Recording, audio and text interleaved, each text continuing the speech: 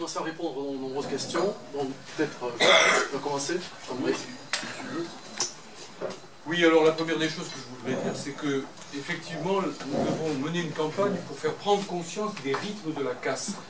Parce qu'effectivement, beaucoup de Français sous-estiment totalement le rythme de cette casse. Et notamment les militants.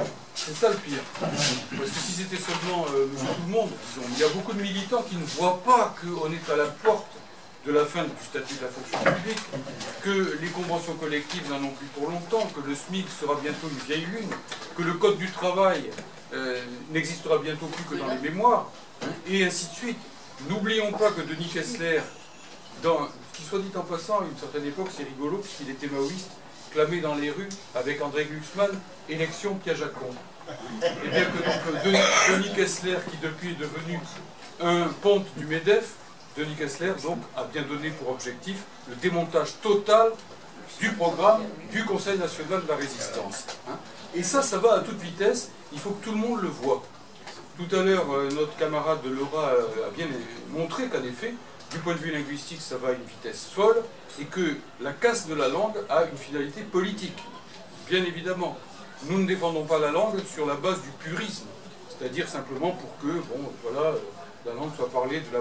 Pourquoi pas, certes, mais en fait, c'est pas l'objectif central. L'objectif central, c'est que un pays qui s'appelle une république est une langue commune, dans laquelle tout le monde puisse parler. Si vous voulez, moi j'ai toujours trouvé ça étrange, extraordinaire, que des syndicalistes, des PTT, de l'éducation nationale et ainsi de suite, défendent tout, absolument tout, c'est très bien d'ailleurs, tous azimuts de ce côté-là, mais pas leur langue. Pas leur langue. Hein. Comme, bon, les ouvriers, quand leur usine est cassée, ben, ils défendent leur usine et leur machine. Et bien souvent, eh bien nous, qui utilisons le français sans arrêt, dont c'est la première arme en quelque sorte, finalement nous ne la défendons pas, ou nous la défendons peu. Une fois, quelqu'un m'a dit, oh après tout, tu as raison, il faut lutter, il n'y a pas de petit combat. Comme si c'était un petit combat. Comme si le socle commun de la République était le petit combat. Mais le français, c'est le premier service public de France. Hein? Laissons-le casser, il n'y a plus de République. Bon, première chose, donc le rythme de la casse est extrêmement impressionnant. Et donc la vraie question qui est posée, c'est pas simplement de dire ça va à toute vitesse, c'est de dire, eh bien, est-ce que nous sommes capables de monter notre rythme d'intervention au rythme de la casse? Il est posé à vous tous. Hein, ne soyez pas là simplement pour vous dire, moi sinon j'estimerais que le débat a été sympathique, gentil, etc., mais qui n'a pas servi à grand chose, en disant, bon, ben, on a entendu un beau débat cet après-midi, on était d'accord, il y avait bien des choses. Non, tout ça ne sert à rien, on n'en est plus là. On n'en est plus là, on a besoin de vous. Hein. On a besoin, bon, moi je vais remonter les manches tout à l'heure par réflexe, mais que tout le monde le fasse. Vraiment tout le monde, à tous les niveaux. Hein. Voilà, le geste. On retrousse les manches, quelquefois on croise les bras, ça c'est le jour du boycott, etc. Alors cela étant, premier élément, ne pas sous-estimer ces rythmes de casse. Deuxième élément, ne pas diluer non plus le boycott dans une critique vague et universelle des élections. Je pense que ça ne serait pas juste de dire, bon, les élections, c'est un processus très antidémocratique en lui-même. J'entends bien ce qui a été dit tout à l'heure. Je sais que la démocratie grecque ne fonctionnait pas principalement par l'élection et ainsi de suite. Cela dit, elle n'était pas non plus un modèle complet, étant donné le sort qui était réservé aux esclaves. Mais cela étant, la commune de Paris, nous sommes ici à Paris, nous ne sommes pas loin des lieux où se sont déroulés des combats impressionnants autour de la commune. La commune de Paris, elle avait trouvé le moyen de faire en sorte que, d'une part, il y ait la démocratie la plus large à la base, avec une intervention aussi profonde que possible des salariés, des travailleurs. Et puis, de l'autre côté, elle avait institué la révocabilité des élus. C'est-à-dire qu'il fallait que les élus ne puissent pas gagner plus que ce qu'ils gagnaient quand ils étaient ouvriers, et il fallait de l'autre côté que le peuple puisse les révoquer quand ils trahissaient leur mandat. Il y a donc des moyens aussi de contrôler l'élection.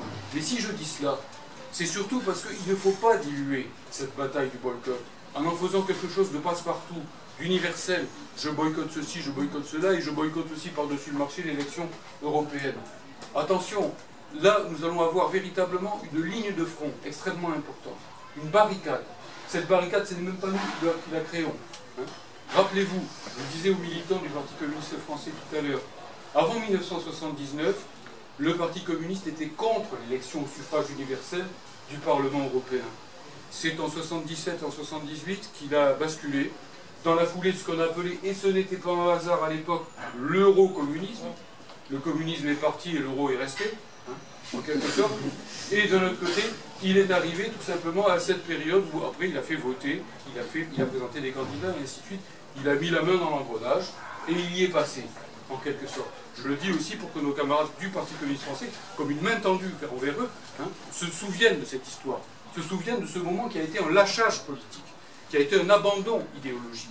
Et ainsi de suite, parce que le parti considérait que l'Europe supranationale n'était pas légitime. Et si elle n'était pas légitime, il était cohérent, il était conséquent de ne pas voter au suffrage universel pour le Parlement européen, sachant que le suffrage universel, évidemment, donne une légitimité plus grande que ce qui se passait auparavant, où c'était les parlements nationaux qui déléguaient certains d'entre eux pour le prétendu Parlement européen.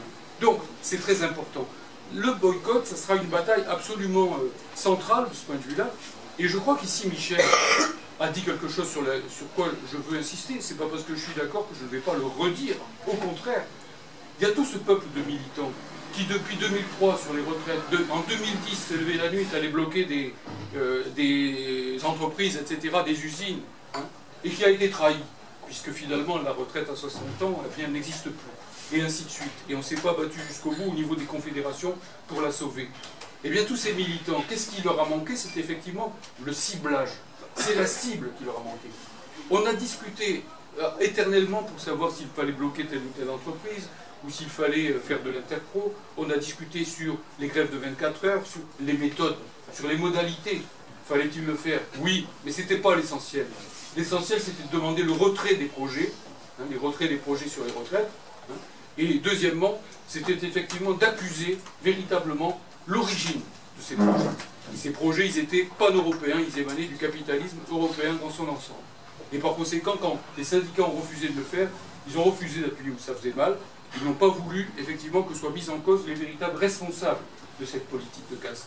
Par l'intermédiaire du boycott, comme ça a été le cas pour la Constitution européenne, nous allons pouvoir dire là est l'ennemi. On ne gagne jamais une bataille si on ne sait pas où est l'ennemi. On ne peut pas gagner une bataille si on ne sait pas où est l'état-major de l'ennemi. Si on ne sait pas que l'état-major de l'ennemi, c'est la Commission européenne, si on ne sait pas que l'état-major de l'ennemi, c'est la Banque de Francfort, et que derrière, il y a effectivement l'Union transatlantique, il y a, au fond, si vous voulez, le grand capital financier international, avec ses relais en France. Et quand je dis cela, je n'excuse en rien les collabos de cet empire, les collabos de cet empire en France même. Au contraire, je les accuse de haute trahison. Je ne les dédouane en rien. Tout ça, c'est le même paquet, effectivement. Un mot simplement. Voilà, tout à fait. Un mot sur les symboles. Un mot sur les symboles aussi, c'est très important, bien sûr. Vous avez vu que nos ennemis, eux, savent utiliser les symboles et même, ils veulent les détourner. Et notamment le rouge. Dans la dernière période, avec le bonnet rouge breton, c'est un détournement historique. Le bonnet rouge breton, au XVIIe siècle, ça a été une grande lutte effectivement populaire contre l'oppression fiscale. À l'époque, l'oppression fiscale étant organisée par le régime finissant, enfin l'absolutisme royal, effectivement. Et donc, il avait une véritable signification de classe, il était porté par les classes populaires. Bon, là aujourd'hui, c'est plus du tout le cas. À la tête, nous avons le MEDEF, nous avons la FNSEA, c'est-à-dire les grandes entreprises agricoles du coin, et puis nous avons des salariés derrière qui vont manifester avec leur patron pour baisser les charges patronales, c'est-à-dire en réalité pour foutre en l'air la Sécu. Donc c'est pas du tout la même chose. Ils savent le faire. Nous devons nous aussi nous réemparer, nous réapproprier ces symboles.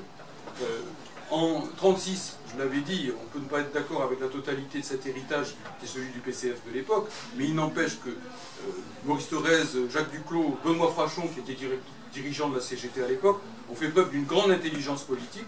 Quant au stade Buffalo, le 14 juillet, vous voyez le symbole, lutte de classe, le 14 juillet 1935, c'est la date de lancement du Front Populaire. Eh bien, ils ont chanté l'Internationale et la Marseillaise, brandi le drapeau tricolore et le drapeau rouge, en cessant de les opposer. Totalement d'accord avec le fait que des gens qui ne se reconnaissent pas dans le drapeau rouge puissent entrer dans cette action, comme d'ailleurs des gens qui ne se reconnaissent pas non plus totalement dans le drapeau tricolore, pourquoi pas, se retrouvent également dans cette action. Mais qu'on ne nous empêche pas de prendre les deux. Et nous de proposer effectivement de couvrir tout le spectre des deux drapeaux. Un mot d'histoire simplement, sans être trop long, mais sachez qu'au fond, ces deux drapeaux, ils font partie de la Révolution française centralement. Vous savez qu'en fait, pour le drapeau tricolore, tout le monde sait comment il est né, je ne vais pas ici le développer, mais le drapeau rouge, effectivement, c'était d'abord le drapeau des ennemis de la classe ouvrière, puisque c'est Lafayette, qui était alors du côté du roi, hein, qui avait utilisé le drapeau rouge, qui était alors le drapeau de la loi martiale. Loi martiale, ça signifiait qu'on pouvait tirer sur tous les attroupements, et les ouvriers à l'époque qui étaient réunis en place de grève, d'où le mot qui est ensuite devenu celui de l'arrêt de travail pour les Français, hein, les ouvriers de la place de grève revendiquaient des hausses de salaire.